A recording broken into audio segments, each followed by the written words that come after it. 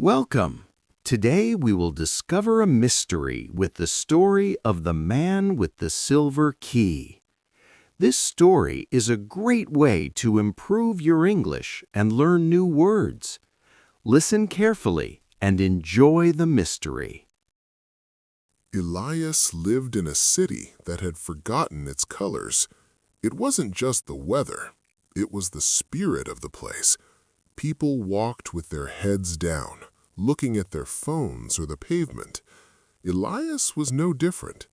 At 70, his world was the size of his small apartment and the 3 blocks between his home and the bakery. "1 loaf of whole wheat bread, please," Elias said to the baker every single morning at 8:15 a.m. $2, Elias. Have a nice day," the baker replied without looking up. This was his life. No surprises, no risks. Until that Tuesday. When Elias opened his door, a spark of light hit his eyes. On the old red welcome mat lay a silver key. It was beautiful, with a small rose engraved on the top. Who would leave this here? Elias wondered. He looked left and right, but the hallway was empty. He put the key in his pocket. That day, for the first time in years, he didn't think about his grocery list. He thought about the rose on the key. The next morning, another key appeared.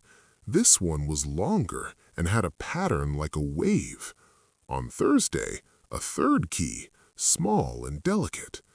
By Sunday, Elias had a small mountain of silver on his kitchen table.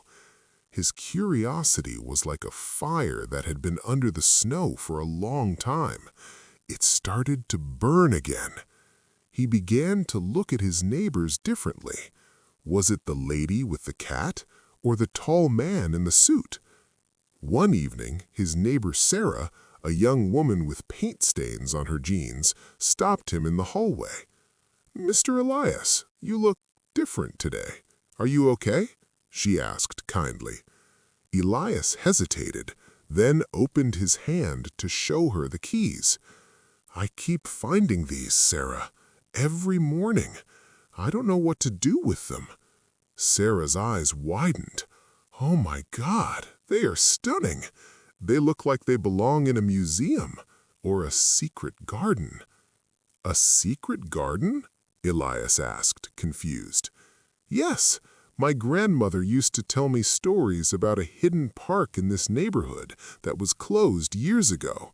She said only those who see can enter it." Elias looked at the keys. "I am just an old man, Sarah. I don't see magic." Sarah smiled and touched his arm. "Maybe the magic is trying to find you." The next day, Elias decided to act. He didn't go to the bakery. He put the 7 keys in a velvet bag and walked toward the old quarter of the city. These were streets he hadn't visited in 20 years. He entered an antique shop owned by Mr. Thompson. The shop smelled of old paper and history. "Can I help you, sir?" Mr. Thompson asked, behind a mountain of old clocks. Elias placed the keys on the counter. The silver keys shined against the dark wood. Mr. Thompson stopped breathing for a second. He took a magnifying glass and looked at the rose engraving. "These are not just keys, Elias.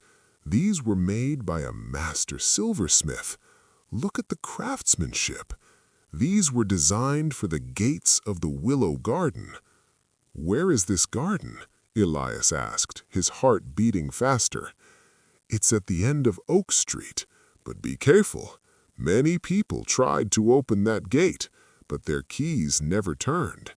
They say the lock only turns if the person is ready." Elias reached Oak Street. At the very end, behind a wall of tall, dark ivy, he found the gate. It was huge, made of black iron, and locked with a heavy chain. It looked cold and impossible to open. A small boy named Leo was sitting nearby, drawing in the dirt with a stick. "You can't go in there," Leo said without looking up. "It's the sad place." "Why do you call it the sad place, Leo?" Elias asked. "Because it's lonely, like my grandpa was before he moved away." Elias looked at the gate, then at his silver keys. He felt a connection to this place. He was also lonely. He took out the key with the rose. He put it in the lock. It didn't fit. He tried the second. Nothing. The third, the fourth, failed. "See? It's impossible," Leo said. Elias didn't stop. He took the last key, the one with the wave pattern. He closed his eyes and thought about Sarah's smile and Mr. Thompson's kindness. He turned the key.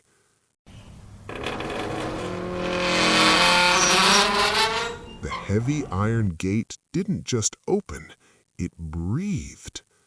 Inside, the garden was a disaster. Broken benches, dead flowers, and gray dust. But Elias saw the potential. "Leo," Elias called out, "do you want to help me make this the happy place?" Leo's face lit up. "Can we? Really?" The work took weeks.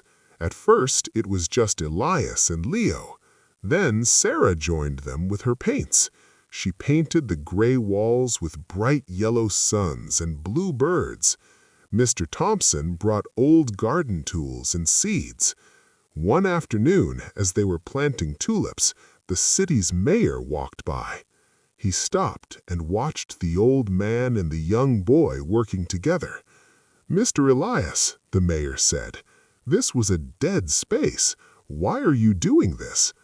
Elias wiped the sweat from his forehead. "Because, Mr. Mayor, a city is not made of buildings. It is made of the people who care about it. I found a key, but the key was just an invitation to come outside." By the end of the summer, the Willow Garden was the heart of the neighborhood. People sat on the benches, children played, and the gray city started to look a little bit more colorful. Elias sat on his favorite bench, holding the 7 silver keys. He still didn't know who left them on his mat. Suddenly, Sarah sat next to him. She was holding a small silver box. "Elias," Sarah whispered, "I have a confession." Elias looked at her. "Was it you, Sarah? Did you leave the keys?" Sarah laughed softly. "No. But I know who did. It was everyone." "Everyone?" "We saw you every morning, Elias. So quiet, so lonely. We all had these old keys from our families. We decided to give them to you one by one to see if you would lead us back to the garden. We didn't want to open it alone. We needed a leader." Elias looked at his hands. They were no longer the hands of a lonely man. They were the hands of a gardener, a friend, and a neighbor. He smiled, looked at the silver keys, and threw them into the fountain. "I don't need these anymore," Elias said. "The doors are already open."